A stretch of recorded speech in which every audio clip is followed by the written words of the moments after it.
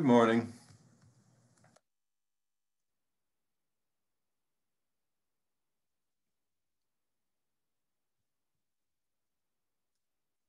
Happy Friday to everyone.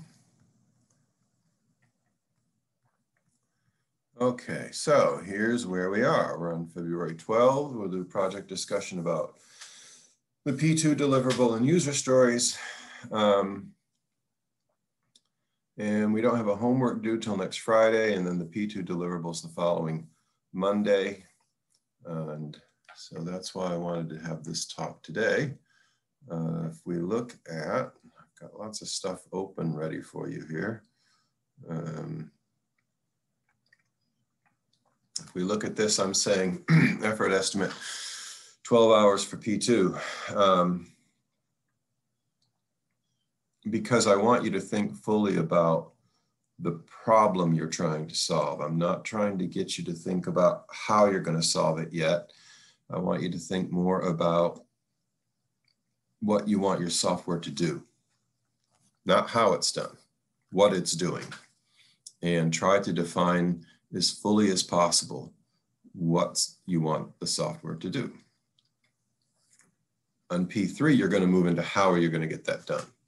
And notice we're not programming yet, right? The whole point is to fully define your software, fully define your software design, and then do the programming. And if you do the first two, the P2 and P3 deliverables, if you do a really thorough job on those, your software development gets much, much easier.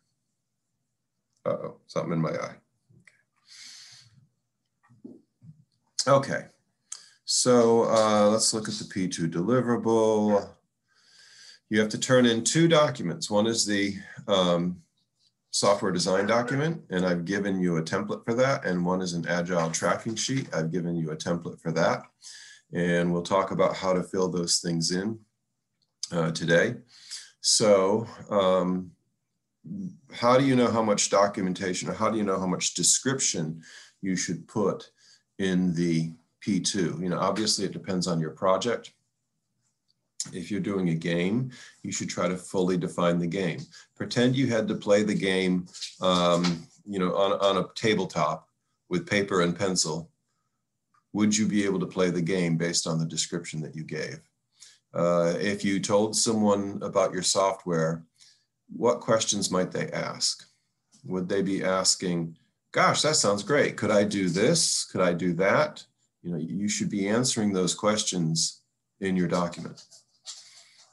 Ideally, every question, every reasonable question, let's say, that anyone could ask is answered inside your description of what you're trying to do. You might also follow that up with, how would I do that? How do you do that? Not in terms of software, but in terms of solving the problem. So for example, I think we have one person doing a, calculating a spacecraft going from Earth to some other planetary body. Oh gosh, how do you do that? Well, there's formulas for that kind of thing. Okay, include the formulas. Those formulas came from someplace, include the reference to those formulas. They're talking about mass of the spacecraft and fuel burns. There's formulas for that stuff, right? There's basically energy equations for those things. This much fuel gets turned into this much energy, and that affects the vehicle in this way. So the idea, again, get as much detail as you can about what you want the software to do. In that way, as you move into the design, you'll have a clear idea of what you're trying to design. Okay, so let's go through this. This is the assignment. This is online. I should probably make slides of these things. So I've given you the template. We'll walk through that in a second for the software design document. And I've given you the template for the Agile tracking sheet. We'll walk through that and we'll do some examples. Part of this gets into what's called the Agile development process, specifically Agile Scrum. The way Agile Scrum works is you produce an overall description of the functionality of your software, as I'm asking you to do in the design document. Then from there, you take pieces of it and you make what are called user stories. Each user story is describing one little piece of functionality. They have a very specific format that we'll talk about. And I'm asking you, I think, for 12 user stories just to get you used to writing them. If you were to do a full set of user stories, you might have 20 or 30 or 40 user stories. Some of you may choose to do that. There's nothing wrong with that. If you want more than 12, make more than 12 for your own benefit. But what you've done is given an overall description of the product, and then you've broken it down with the user stories into this functionality, this functionality, this functionality. By functionality, I mean literally, what can the software do? So you have a good idea of what you're trying to build, not how, just what. Then when you're building out your software, remember what we did on Wednesday. I did that example of building out a small piece of software. Created all the classes, I created the methods just as comments. I need to make this method, I need to make this method, I need to make this method. Included all the attributes. And then I said you build out one method at a time. Basically what you do is you pick one user story at a time. And in order to complete that user story, maybe you have to complete 1 or 2 or 3 methods, but notice you're only working on a tiny sliver of the software at any point in time. Again, you're not overwhelmed. You're not trying to solve a big problem, you're trying to solve a little problem, and it's manageable. After you're done with that user story, you do the next one, and then the next one, and the next one, so that by the time you're done building out all your user stories, you've got a working piece of software. This is closely resembles the Agile process, which does exactly this process, but it does it in teams. Here you're doing it together. As an individual.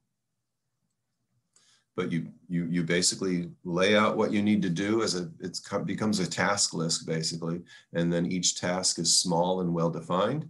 You finish that task, you go to the next, you go to the next, you go to the next. You have to use the templates that I gave you. And as you see, there's a note here that says if you do not use those templates, you get a grade of 0. Most people do fine with this. The next deliverable is where I sometimes have problems, because I'm going to ask you to, in the next deliverable, to deliver something called a UML diagram. Take the UML diagram, plop it into your software design document. If you give me a UML diagram outside of that, then you don't get points for that. And I always get, I don't know, 15% of the people doing that each semester. It's not hard. Make it a JPEG or a PNG and drop it in your document. Okay, let's walk through the template. First of all, are there any questions about expectations before we start walking through the template?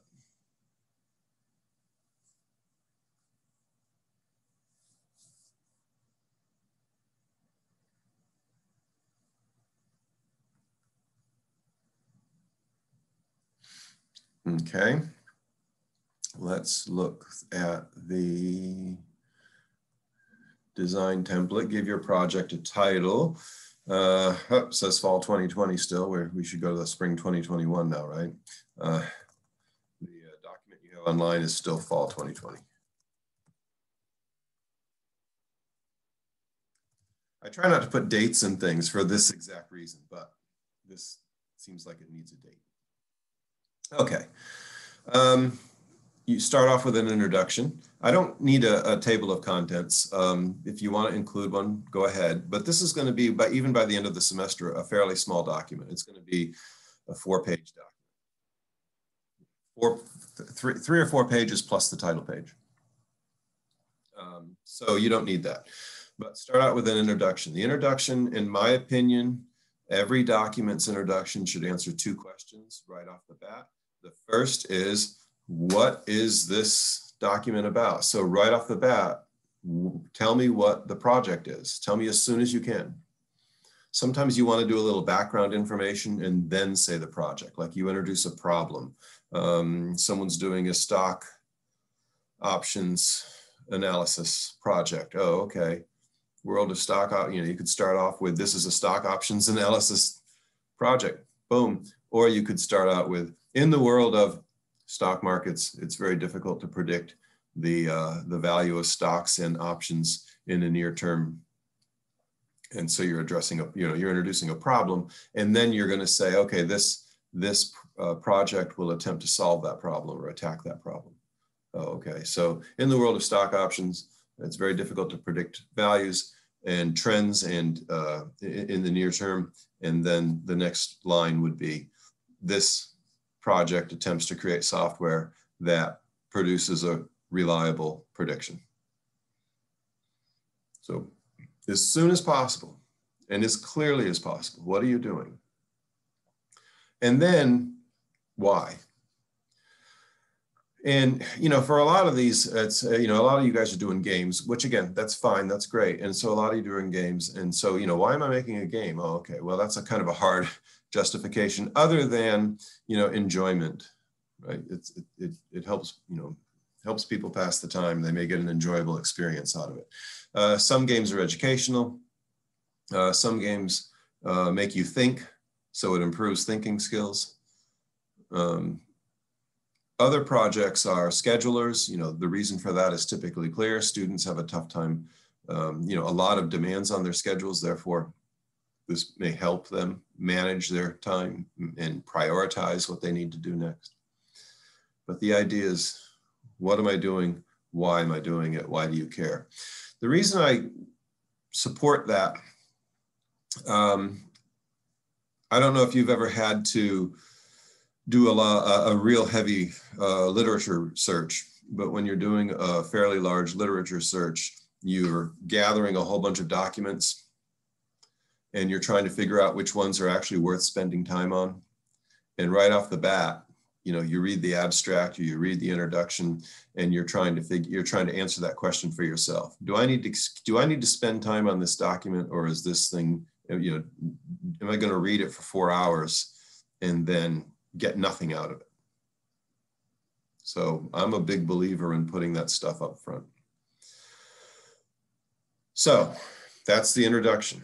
And you'll notice after each section, I say, hey, it should be completed by this P2, P3, P4, updated as needed for the future. Then we go into the problem description. Again, you're talking about what you're doing.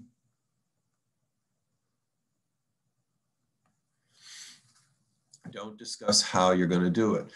In the P0s, which I'm still grading, it's pretty common to see people say, oh, there's going to be a button that lets the user do this, lets the user do this. And my advice is, don't lock yourself. There's going to be a mechanism to do it. It might be a button. It might be something else. So you can speak just in terms of the capabilities that you want the user to have. You don't have to discuss in detail how that's done. Now, it may be that you are, the presence of that button is intrinsic to your project and you know that's going to happen. It's basically a requirement. That's okay. Then you can put in, it's going to be a button. But otherwise, you don't need to lock yourself in to the how. You're still describing the what. It's helpful if you can put the context of what you're doing in a larger work. So some people are doing elevator studies, which are great. And the larger work is, these are queuing models, service models. The things you learn from an elevator queuing model study can be applied to any queuing model. Oh, that's the DMV, the grocery store, attractions at a theme park. That larger model takes on all these different problems. Why, let's go still with the elevator model. Why would anyone care about the elevator model? What's the larger problem? The larger problem is, people are always trying to improve service times for anything and everything. And service times for elevators are a big deal. It turns out the thing that limits the height of buildings is not the structural capacity of the buildings, it's the elevators. because you could theoretically make a building so tall that it can only contain elevators to get people up to the top floor. So there's a lot of effort being spent actually on elevators, you know, different elevators that go to different ranges of floors, elevators that are express, elevators that aren't. And nowadays they even have intelligent elevators that when you install that elevator in the building, as it gets used, it learns how to better predict how to be more efficient. So that's the larger context, right? People are really spending money on this stuff. What the heck? It must be worth exploring.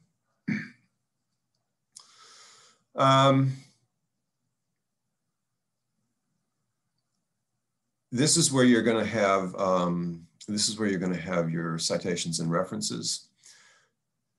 If you're doing a game based on game X, okay, the game X is trademarked. Game X has some kind of information about it online, or you know, I should say in a online accessible magazine. So you know, you're gonna say, you know, trademarked by this company, and then you're gonna have some kind of a citation with a reference.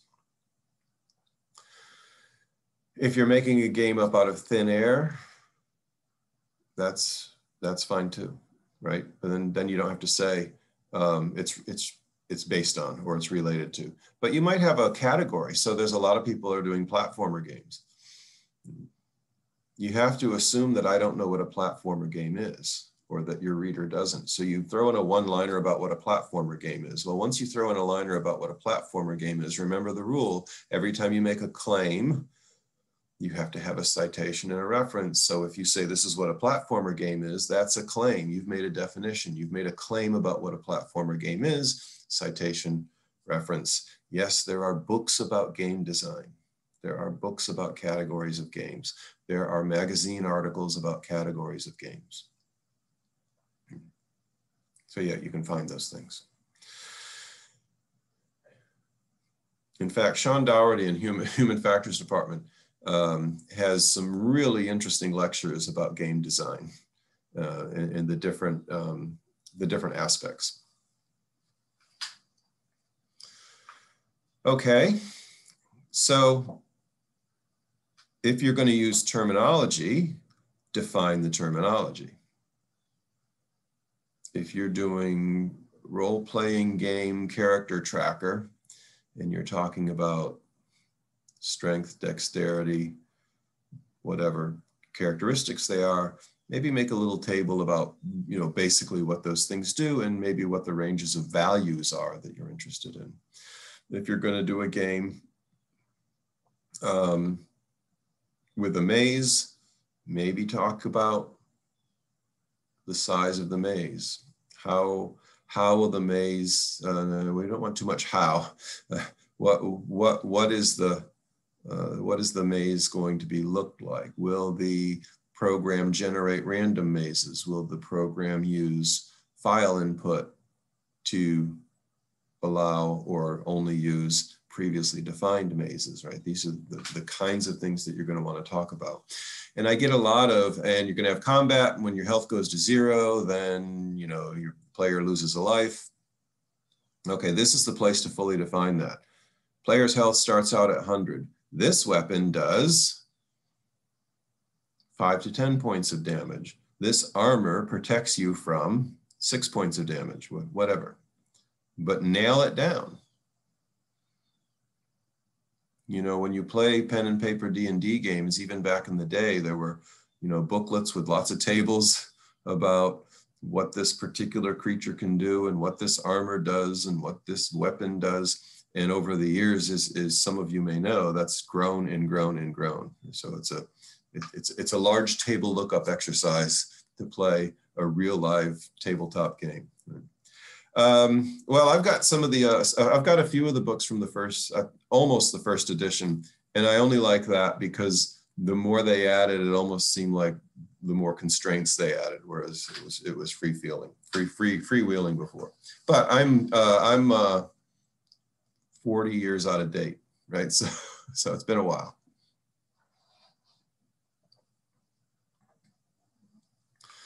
But you understand what I'm saying? Imagine if you didn't have a computer and you said you wanted to, oh, good. I like simplifications. Is the chat saying they're oversimplified now? Simplification gives you freedom and makes the game mechanics easier so the game can flow. Yeah. So the idea here is, if you were to play your game as a tabletop, or if you were to execute your software as a tabletop with pen and paper, do you have enough information to do it? That's how you know if you're fully defining your software. Now, what if you want to refer to, let's go again with Dungeons & Dragons. As you know, there's lots and lots of books out there already that people are making a lot of money off of. And so you want to reference those things. You don't have to recreate the entire book, right? Now you've got an 80-page or 100-page report just filled with data. You don't need that. You find the right balance between what you need in your report and what and what's in the books. And by the way, you're not going to encode the entire book in your software anyway, right? You're going to make a simplified version.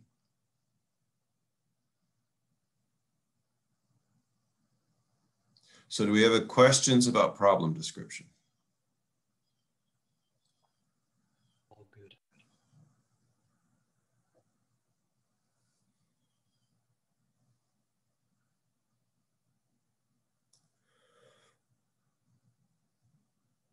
Okay. And then I'm going to ask you for user stories. And basically, I'm going to have this discussion in the other document, which is the Agile tracking sheet. Again, Agile is a software development process, currently super popular. Everybody's doing it. And that's why we're teaching it to students. And you can create them there or here, but they're going to show up in both places. If you create them in the other sheet, just cut and paste, basically. And then problem solution, this is not delivered till P3. Leave it alone. Don't do anything. Don't delete it, right? That's still a part of the software design document. You're turning in these software design documents and iterations as drafts. So the problem solution, we don't need any, you just leave it be. And then references, you almost certainly will have references. So you start here in P2 if you have any, and then keep updating as you need to. And appendices, whatever you need in the appendices. If you don't need any, you should leave it, leave the appendices section, but this section blank. Don't leave my instructional text in. You can cut that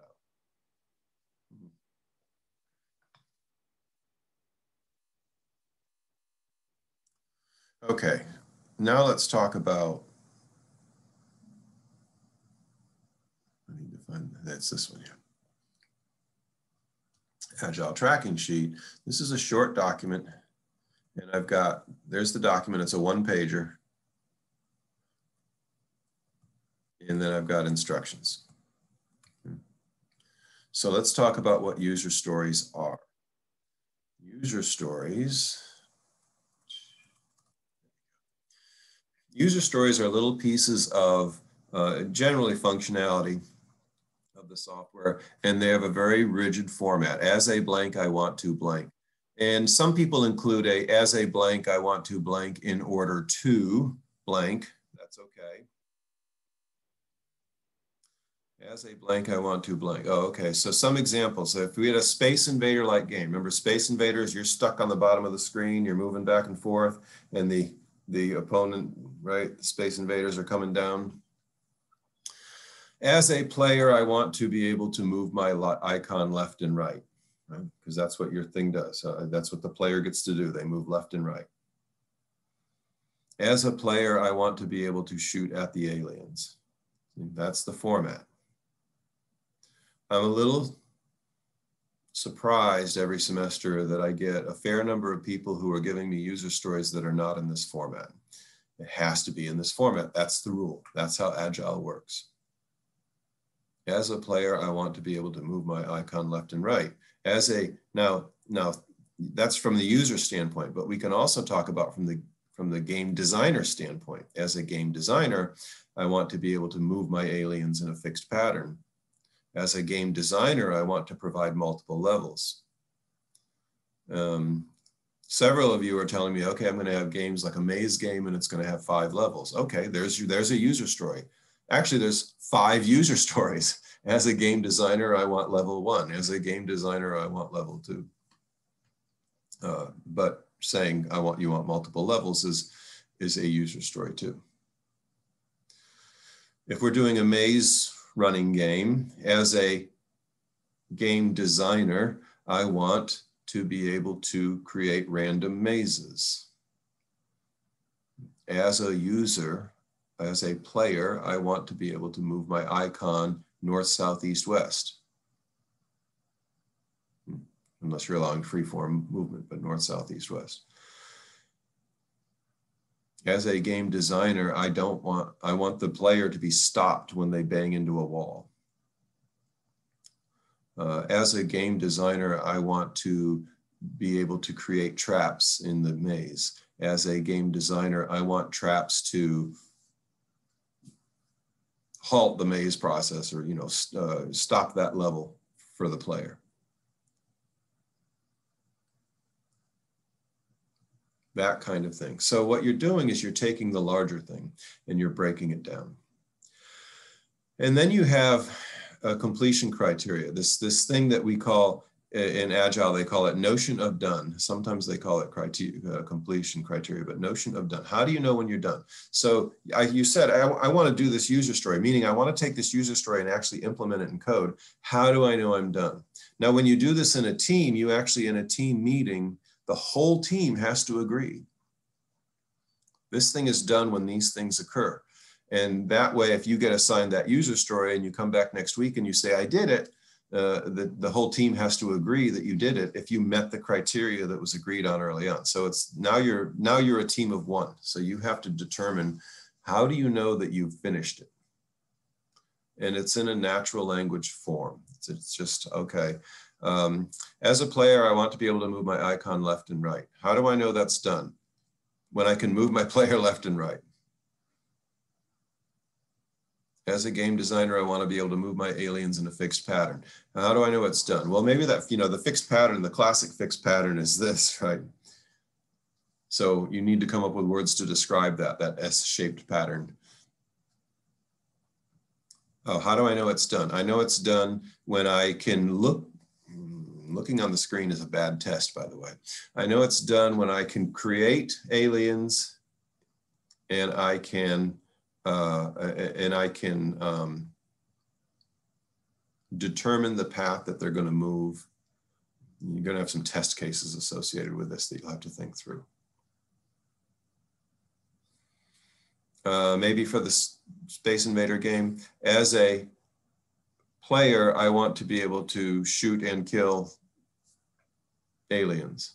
Right? We already had shoot, I think. As a player, I want to be able to shoot at the aliens. So a second user story would be, as a player, I want to be able to kill the aliens. Well, the first user story, the notion of done is that when the code, it's a good idea with these things, if you have a shot that's like a projectile that moves on the screen, that's a whole separate object. So you say, okay, when the notion of done is, when the user presses activates the shooting mechanism, let's not say how yet, but activates the shooting mechanism, and a projectile object is created. And then as a player, I want to be able to kill the aliens. That's slightly different. How do I know it's done? When a projectile comes in contact with an alien, the alien is removed from the game. Now, how do you remove an alien from the game? That's a design issue.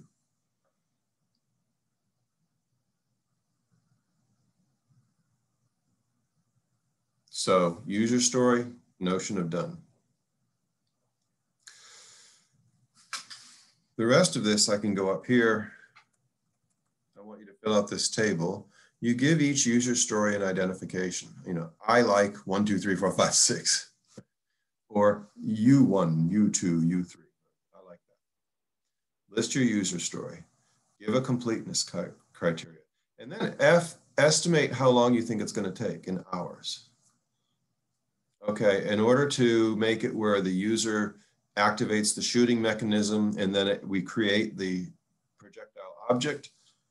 I'm going to say that that's 2 hours worth of work. In order to say, as a user, I want to kill the aliens, how do I know that's done? If the projectile comes in contact with the alien is removed from the game. I'm going to say that's 1 hour because I've already created the projectile. Now, it might be a little longer because, you know, you might want to test these things, but the idea is you're estimating your effort. Why are you doing that? You're doing that because you're gonna end up doing this software in 4 different sprints, 4 different little segments where at the end of each one you have working code. So these are called sprints, and each one is about 10 or 12 days long. So think about it. In 10 days, how much time can you devote to coding? 8 hours, 2 hours, 16 hours. It's getting you to think through, oh, wait, if I need to do all this stuff, I've got a total of 50 hours of coding. I've got from whenever P4 starts, I've got basically from, you know, March, March, last week of March through the end of the semester, I have to find time for 50 hours worth of coding. So this is a time management technique. And it's been shown to be very effective. Then you put in the priority. Oh, this is what I need to do first. This is what I need to do second. This is what I need to do third. There are no ties. You can't have 2 items at the same priority. Then if you rank these things by priority, then you can say, oh, okay, we've got 4 sprints in which we're going to get this job done. So after you do your P through P2, you're going to do P3. Let me get the schedule back up. You're going to deliver P3 right here on March 19th. And then you're going to start coding, and your first sprint ends on March 29th. So basically 10 days worth of coding. All right, you've got 10 days worth of coding. How much time can you put towards coding in there? 6 hours, 10 hours? It's going to vary based on your particular schedule. So you can grab off of here the top priority items and grab about, let's say you can work 10 hours. Grab 10 hours worth of work and put that in the first sprint.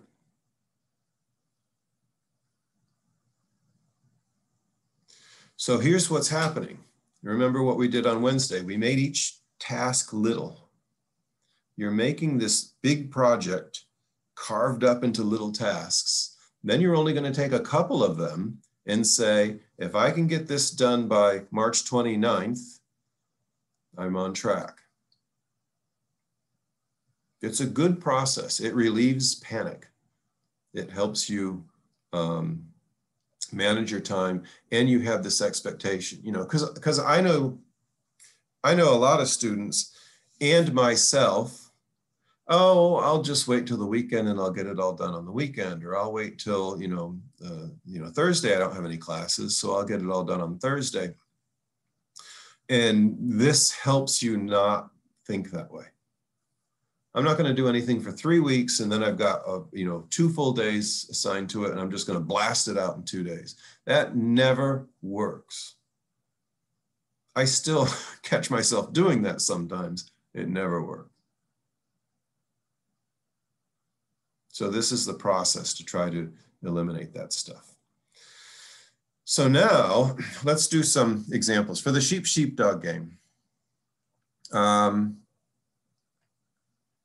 I would do something like this. I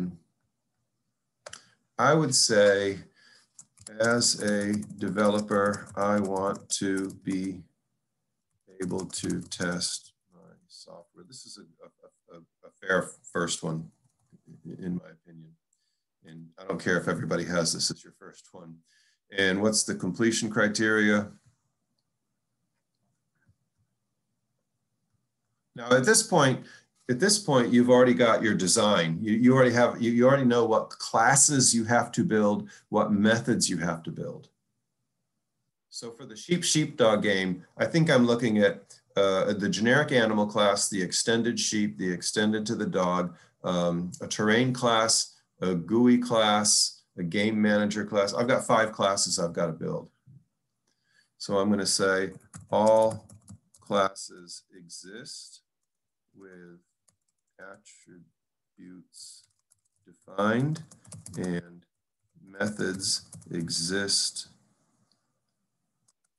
but are in dummy form. In other words, they don't do anything yet. They return dummy values if they have to return something. They print out, I am not defined yet. But now what have I got? I've got a skeleton of my code. And just like we did on Wednesday, we can use that skeleton, compile it and run it just to say, yeah, can I really call this method or do I get an error? Is there some error mistake in how I created the classes? So, okay, so I've got 5 classes. I'm going to give myself, in this case, it's I've already done the design work. I already know what methods I need and what attributes I need. So this is just a typing exercise. And I think I can do this in, I'll give myself 3 hours just to be safe. And I want this to, I'm going to wait on priority, but in theory, I would do all my user stories and then prioritize. But I'm going to say, I think I want to do that first because I want to have this skeletal software. I want to have this skeletal software completed as at the beginning before I do any real work. And then as a user, I want to be able to move the dog in any direction. As a user, I want to be able to speed the dog up. You can make these quite fine if you want.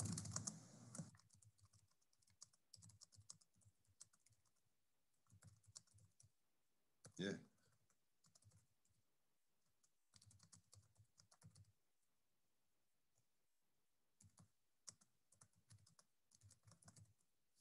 Okay. And then I would come through and say, what's my completeness criteria? Let's see, as a user, I want to be able to speed the dog up. And it would be when I'm not going to get the details of the design here. This is the up arrow key, right? When I activate the speed up method, the dog speeds up. And I don't have to just specify by how much. I could just say speed up. Or I could specify by how much. This is a choice at this point. I'm going to do this for all of these things. And let's say now I say, okay, to be able to move the dog, that's a little tough. That's going to be 2. To be able to speed up and slow down, that's probably 1 hour each. And I'm just going to give these, pretend I created these in this priority. And now I can say, all right, I think I'm going to be able to do this in sprint. Let's see, that's only what, 7 hours? That's only 7 hours of work. So I think I can do all of those in sprint 1. The next ones I'm going to do in sprint 2. The next ones I'm going to do in sprint 3. You're going to fill that out as an estimate. It's just an estimate. Okay, so table 1, are there questions about how we're filling that out?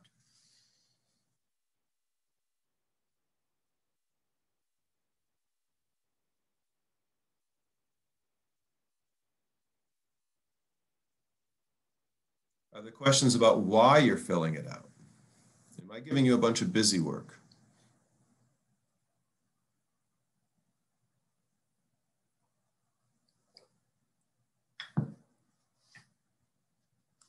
I recommend doing this in like Excel or something like that, and then,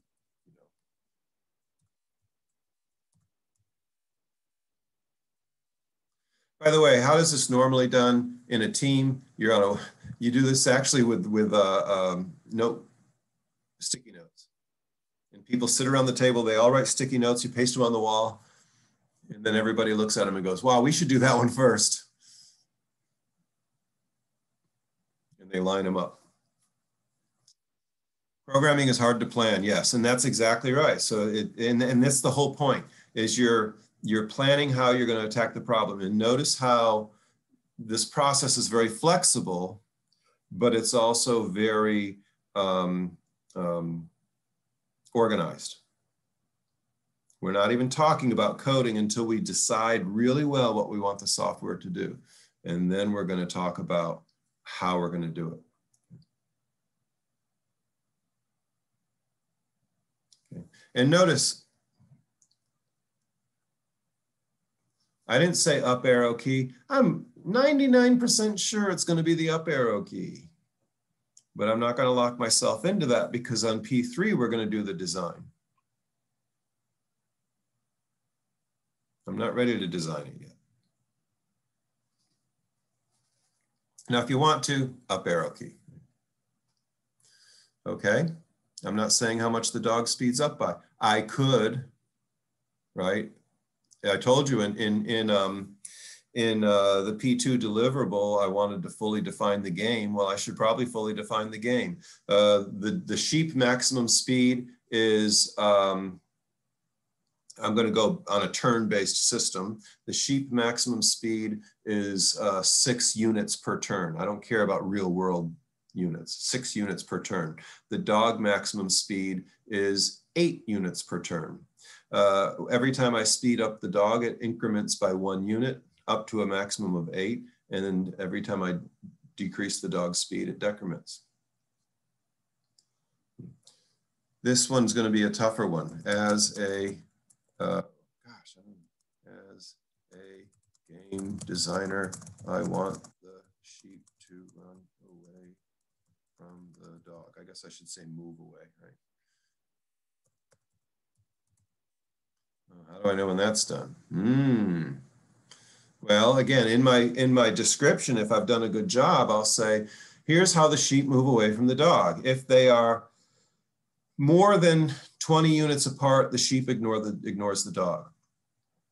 When the dog is within 20 units of the sheep will run directly away, make a line from the sheep to the dog, and the sheep run directly away from the dog. And I can put that stuff here in the completeness criteria.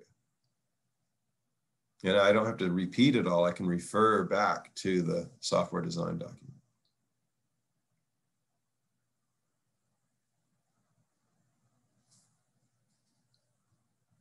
Okay. Once you've completed this, and I'm asking for 12, if you want to do 20, that's fine. It may be more helpful, Then you say, oh, okay, I'm going to pretend I have 12. So my backlog is everything you have left to do. So let's see, I've got 12 user stories. And so I've got, in this sprint, I'm going to do U1, U2. Oh, see, I'm already regretting putting the U there. It's extra typing.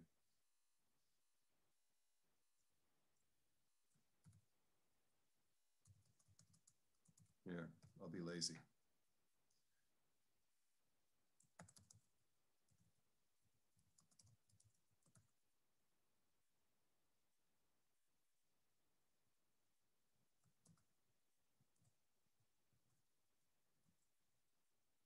Okay. For your first deliverable, leave that blank. Completed this sprint. Well, remember, you're going to turn in the P2 before you've done the sprint. So you haven't completed anything. What you're going to do is you keep doing each sprint. So at the P4 deliverable, that's the end of the first sprint. You're going to fill in what you actually did. You're going to fill in what you want to try to do for the next sprint. You're going to fill in whatever's left in the backlog. Well, what's left in the backlog? Everything that you didn't do, everything that is completed and that you're going to try in this sprint is not in the backlog, right? If I've got 12 items and I'm trying to do 1, 2, 3, and 4 in the first sprint, and the second sprint comes around and I've already completed 1, 2, and 3, well, next sprint, maybe I'll try 4, 5, and 6. So what's in the backlog? 7 through 12. Everything that's not been assigned to a sprint yet and has not been completed. Don't fill out this whole table. Just fill out, oh gosh, quit helping. Just fill out your backlog. That's your list of all the tasks in the tasks or the user stories. And so that's a list of all your user stories, and then minus the ones that you're going to attempt the first sprint.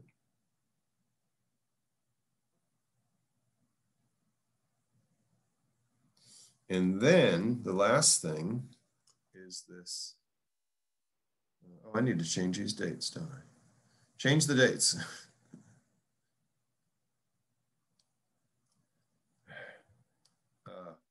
Zoom is not letting me talk to my document. Okay. So let's say I made my 12 user stories and I've got, 50 hours of work. That's what I believe I have is 50 hours of work.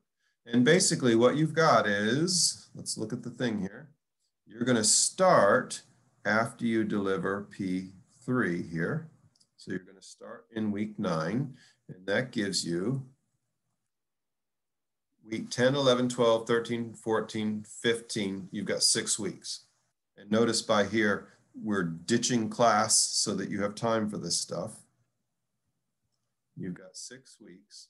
So that means 1, 2, 3, 4. By the time we're at the end of the semester, you're going to be at 0. And I need 1, 2, 3, 4, 5, 6, 7.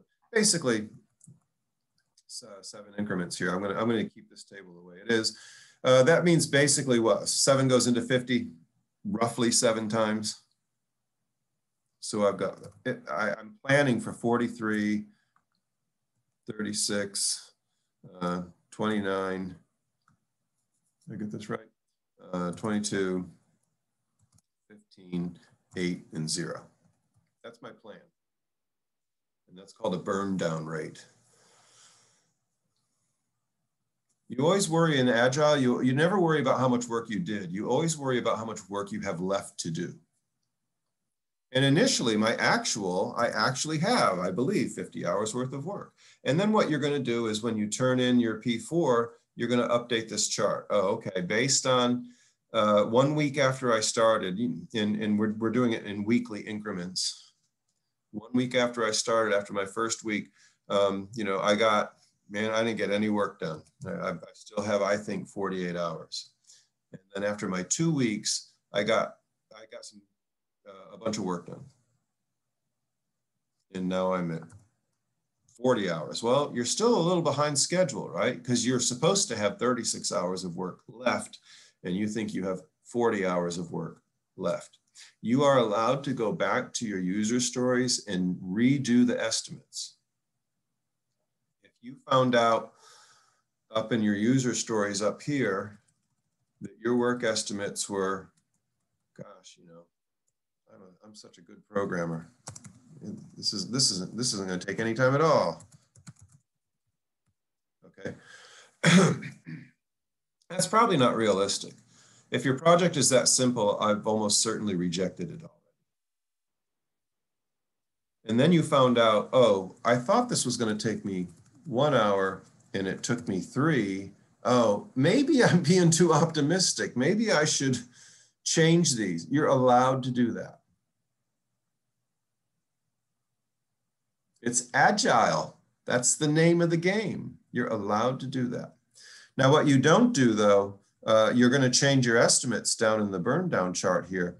But if you found out here, oh, this is taking a lot more time than I thought, don't change the past. Don't ever, whenever something's in the past, it's locked in. Instead, update your user stories estimates and then update this. Oh, I think I have 48 hours left. You're allowed to have, if you were to look at it on a graph, it's going down, down, down, down, and then pops up again. It's Agile. You're allowed to do that. So these are the things that I need you to turn in. Number 1, in the software design document, give me that good description of your project. The what, not the how. And then turn this in. Give me the 12 user stories your idea of when you think you're done, your effort estimates. Once you do those effort estimates, then you can fill in the backlog and the burn down chart. That's just math, right? That's just simple stuff. And you're going to plan, basically you're getting set up to plan for that first sprint. Okay, do we have questions before we go?